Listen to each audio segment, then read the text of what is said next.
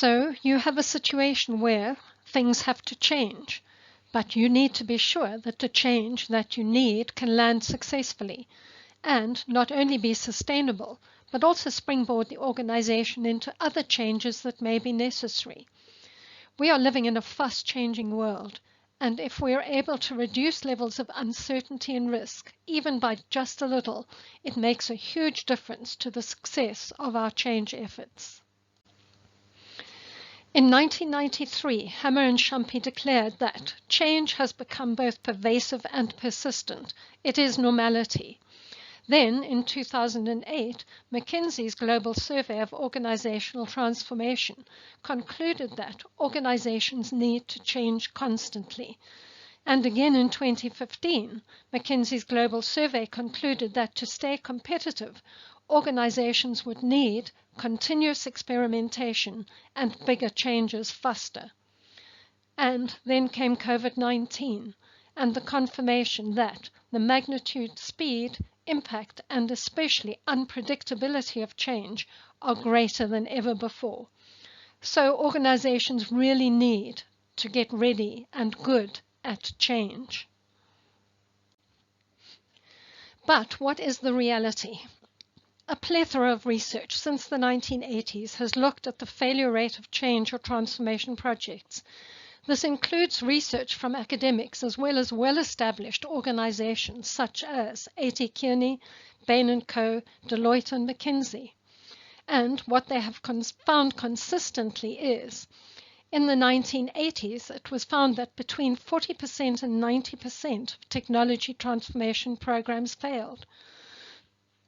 In the 1990s, it was found that between 66% and 70% of change or transformation programs failed. And in the 2000s, it was found that on average, 70% of change initiatives fail. And again, in the 2010s, it was found that on average, 70% of transformation programs fail.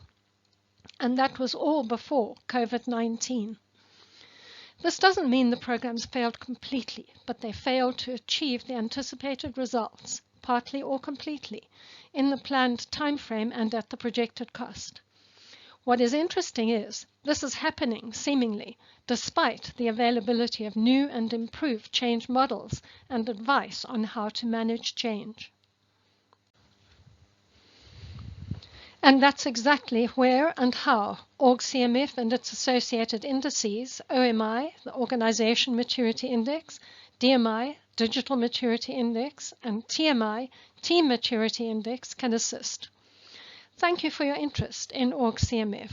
This short presentation shows the basics of OrgCMF, the tried and tested best practice and most successful way of implementing change in your organization, and how to go about a proof of value that actually gives you real results for a real problem right now. First, what is OrgCMF? OrgCMF is a structured and scientifically validated body of knowledge and maturity model that helps you to understand and improve your organization's ability to change and transform and mobilize your resources to achieve an intended aim. The Dynamic System Maturity Theory, or DSMT, that underlies OrgCMF has been validated as normative for both psychological development and organization development. This means that the information on which the assessment is based accurately represents how organizations learn, which in turn means that the results of the assessment can be reliably interpreted and applied to guide change and development interventions in individuals, teams, and organizations. And that aim is usually one or more of the transformations facing businesses today: agile transformation, remote work transformation, business model transformation, leadership transformation, digital transformation, and people operations transformation. No matter which or how many of these transformations your organization is facing right now, there is a need to bring the people of the organization along the change journey. And we can only do that if we understand the current level of change and learning maturity. so that we can align change interventions to bridge gaps and align the organization with the change. The drivers of change generally fit into three categories. Technology-driven change, that is, the introduction of new technologies that enable the organization and its people to be more effective and more competitive. Market-driven change, change in consumer demand and how consumers want to do business with the organization. And performance-driven change, the need to find more effective ways for organizations to perform, especially coming out of the COVID situation. The regulators of change, that is, the factors that determine the speed at which change can be effected in the organization are innovation, the culture and ability of the organization to innovate. Agility, the ability of the organization, its systems and its people to adopt change and make it sustainable. And collaboration, the ability to work together as an organization to achieve the change. Change can happen in many parts of the organization, and the outcomes of change or changes need to be planned and measured. This is the OMI model, the Organization Maturity Index model. At the top is the organization model.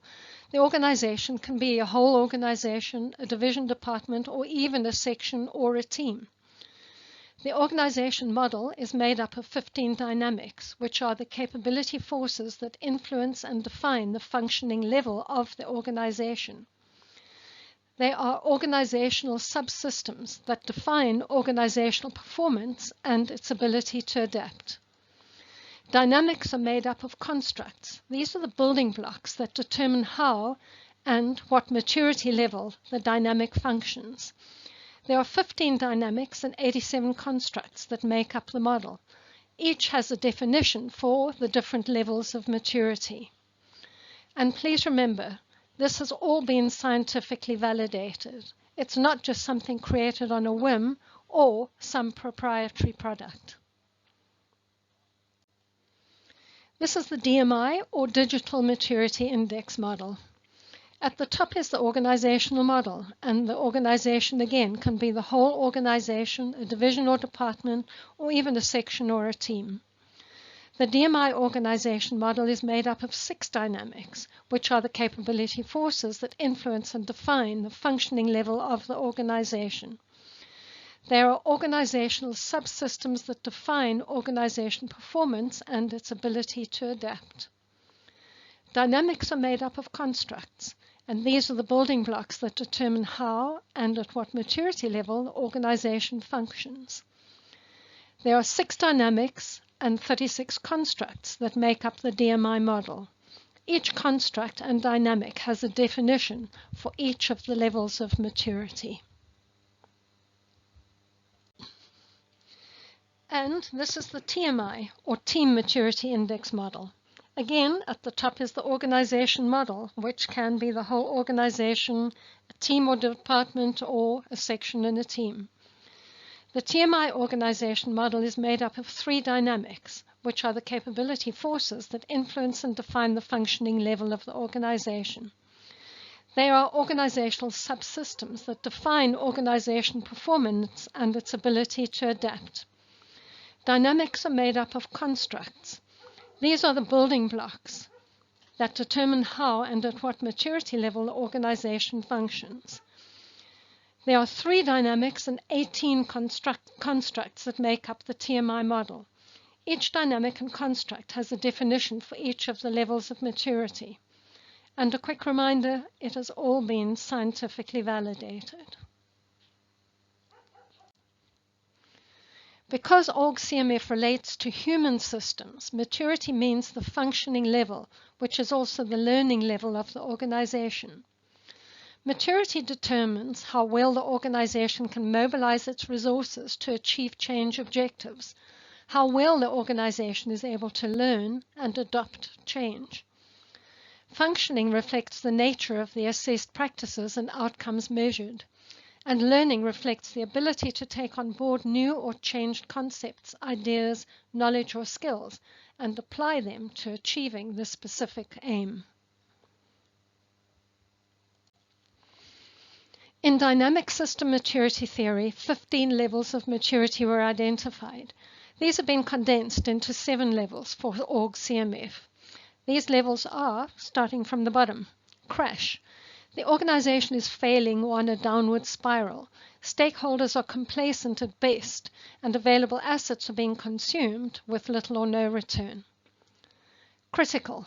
The organization may be dependent on one person, product, or customer, and chasing more of each. Comfort. There is consensus and alignment of stakeholders around a niche status quo, generally complacency. Operational. The organization is formalized and compliant and may achieve average benchmark performance. Competitive.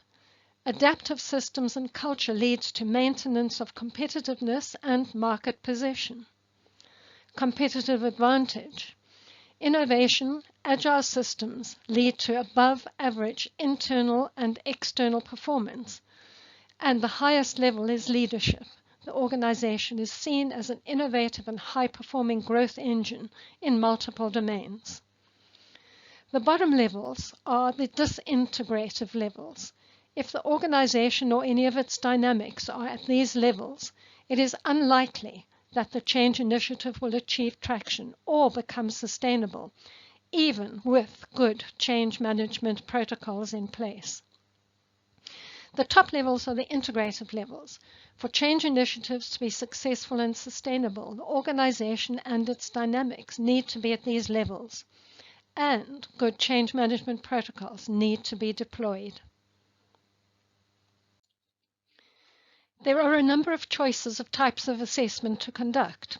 As we will see in the next couple of slides, these choices are also dependent on the stage of the change initiative and the intended outcome of the assessment. The sensor assessment is a single question at the organizational model level. This is usually used to test the water or to determine whether or not more detailed assessments are needed. A triage level assessment has a single question for each of the 15 dynamics.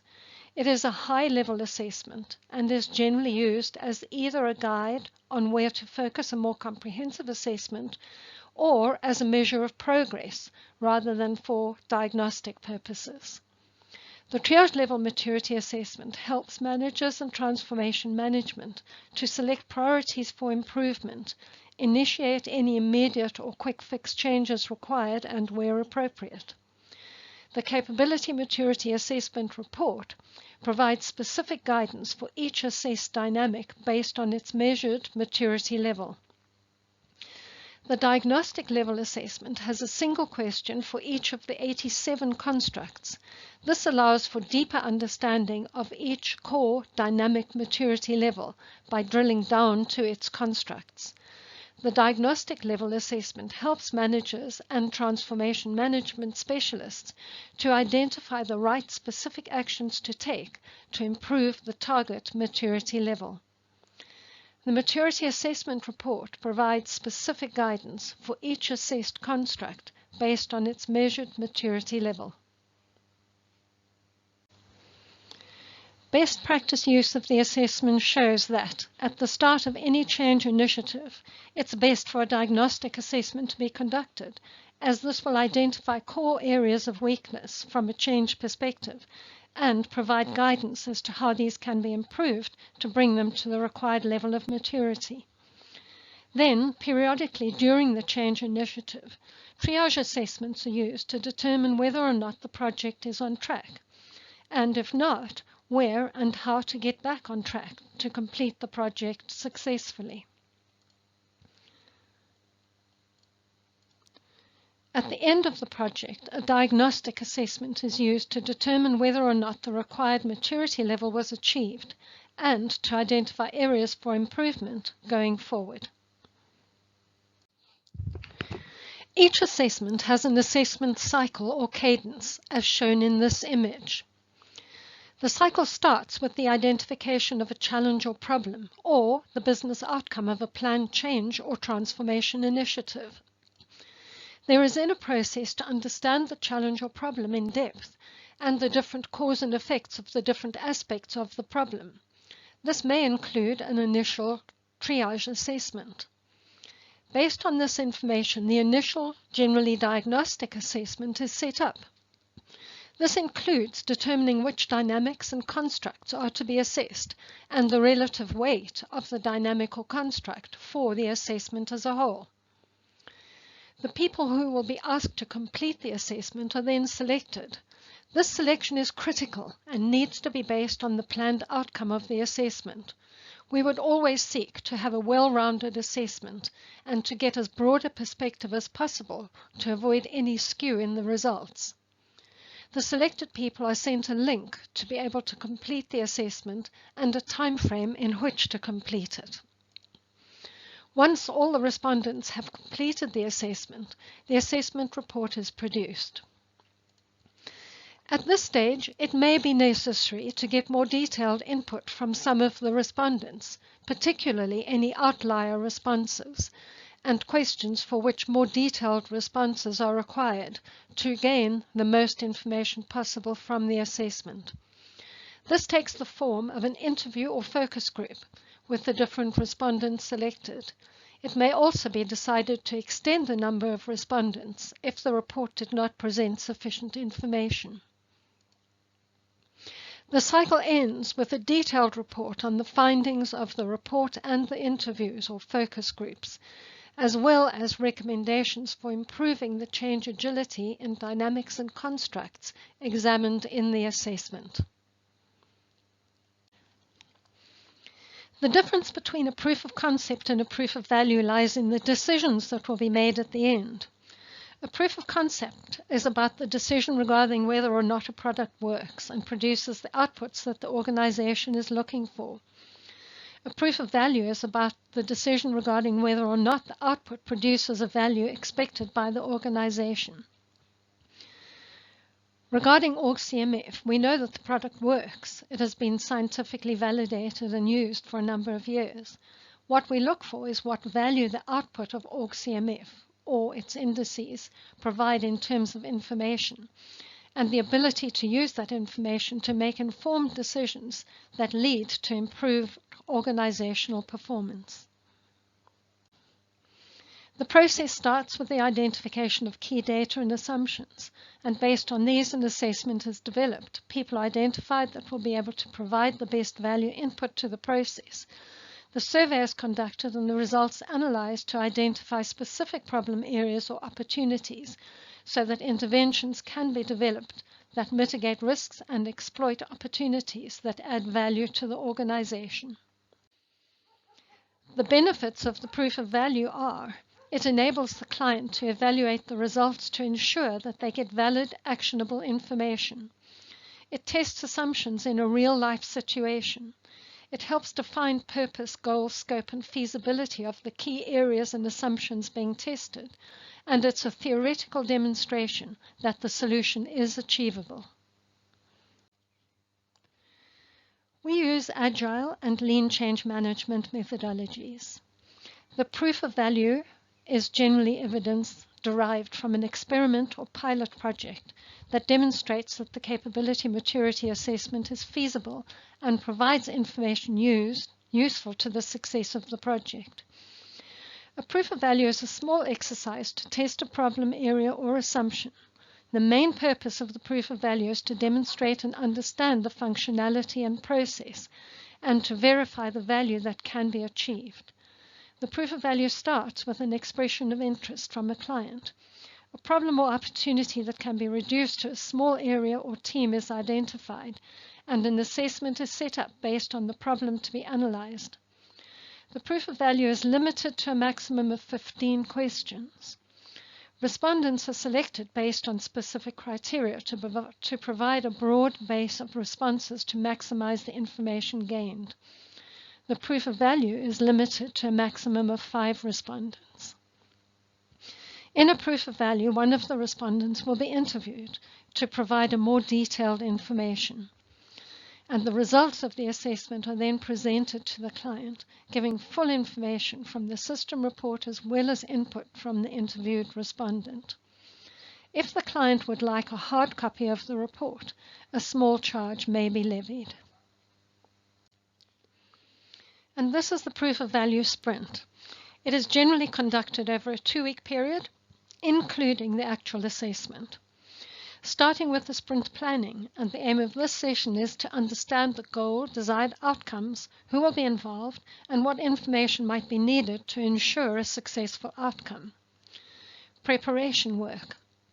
The aim of this session is to ensure that everyone involved schedules time for a successful proof of value and how they will communicate during the process. The time commitment needed is for planning and preparation 1 to 2 hours. For the sprint phase 1, 1 to 3 hours. Sprint phase 2, 1 to 3 hours plus an hour to complete the assessment. Sprint phase 3, 1 to 3 hours, and post-work 1 hour. So the total is 5 to 12 hours, depending on the complexity of the proof of value goal. The sprint phase 1, the aim of this session is to ensure that there is sufficient information available to compile an assessment capable of delivering the desired outcome and how success will be measured. Sprint phase 2, the aim of this session is to build and conduct the assessment. Sprint phase 3, the aim of this session is to review the outcome and assess whether or not the goal has been achieved. And post-work, decide on interventions needed to address problems or opportunities discovered in the assessment process, and next steps. Conducting a proof of value has a number of advantages. It mitigates the possibility of making the wrong decisions about your change project, taking your organization's unique needs and assessment functionality into consideration. You have the opportunity to evaluate the process and the outcomes before starting a long and hopefully beneficial relationship. The proof of value gives you the chance to test respondents and employees' resistance to change and prepare an action plan for the real implementation and integration that will occur on conclusion of the proof of value. It gives you and your team the opportunity to get comfortable with the assessment process and results, and for the team to feel that they are part of the process of evaluating it, which is great for organizational morale in times of transition. The proof of value is like a productive two-way discussion. By being transparent about the potential issues and expectations, you can adapt the assessment and the implementation plan and target opportunities for improvement in the short, medium, and longer terms. If you're ready for your proof of value, let us know, and we will start the process with you.